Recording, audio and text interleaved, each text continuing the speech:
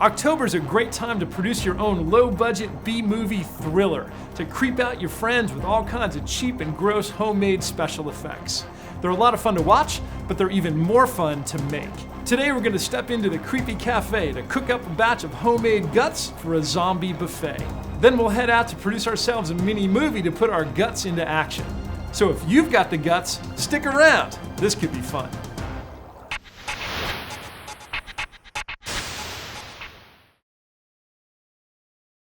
Our movie scene calls for a wounded victim to have his insides pulled out by a hungry zombie. To pull this off, we're going to use some quick cuts, some homemade guts, and a little bit of movie magic.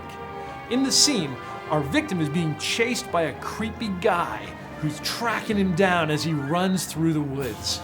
As he comes around the corner, he finds a garden tool. He grabs it to use it as a weapon. But when he turns to run, he falls and he lands and impales himself on the tool. The zombie falls on him and he reaches inside and grabs handfuls of the guy's gooey guts. Sound good? Let's get to it. The first step in creating this effect is making our intestines, and that's what we're going to do here in the lab. Now, there are a lot of different ways to do that. Some of them are more complicated than others, and they all look a little different. One of the more popular techniques is to use foam packing peanuts threaded together and then coated with layer upon layer of latex rubber. It looks really good when it's done, looks great to the naked eye, but it takes hours and hours to create the illusion. Since our guts are meant to look good for the camera, not the naked eye, we're going to use a much faster and simpler technique that involves paper towels and nylon stockings. Head out to the store and get yourself a pack of ladies' control top nylons. Now, you don't want the knee length or the little ankle ones, you want the ones that go all the way up. When you pull them out of the package, you want to stretch out a leg all the way and cut it off as high as you can. You want the longest tube you can get. What you're going to wind up with is a tube that we're going to stuff. Next, tear off a sheet of paper towel, crumple it up, and start stuffing it down into the toe of your nylon. It's going to take you probably about half a roll of paper towels to stuff your nylons. When you're done, you're going to wind up with something that looks like this. It doesn't look a whole lot like intestines now, but we're not done yet. Before we finish, we're going to take these nylons, stuff them in a plastic bin, and soak them in fake blood. There are a lot of different recipes out there for making your own fake blood.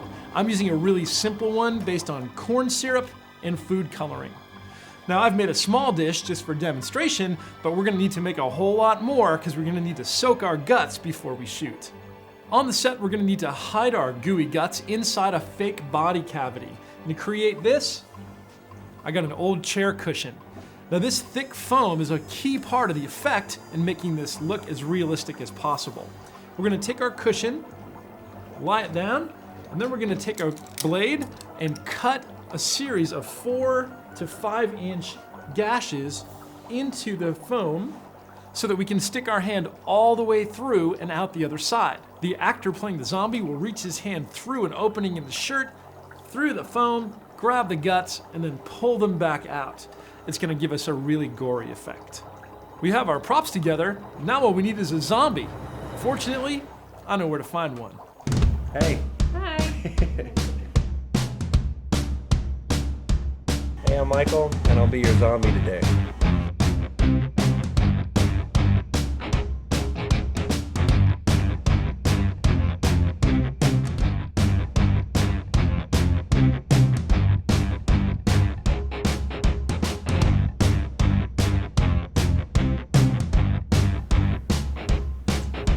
There you go. There's your zombie.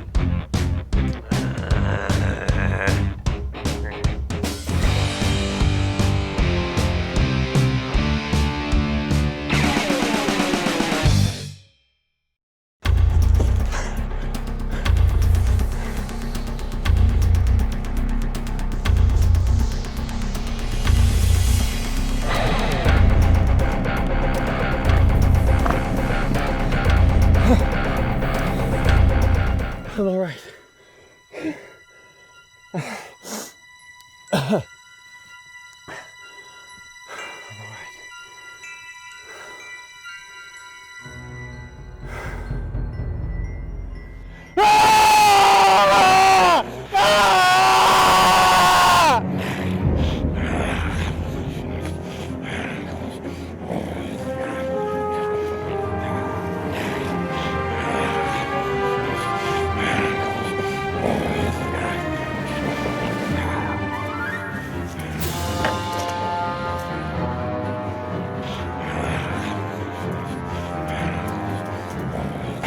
Ugh.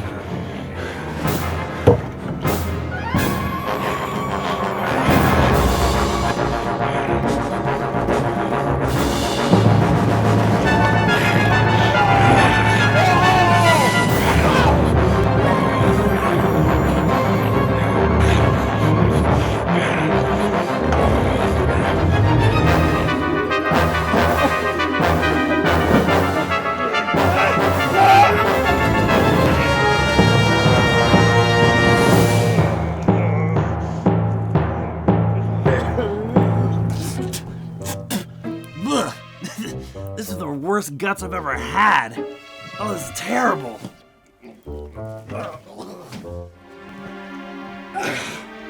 Well, that's because it's pantyhose and paper towels and lots of icky fake blood.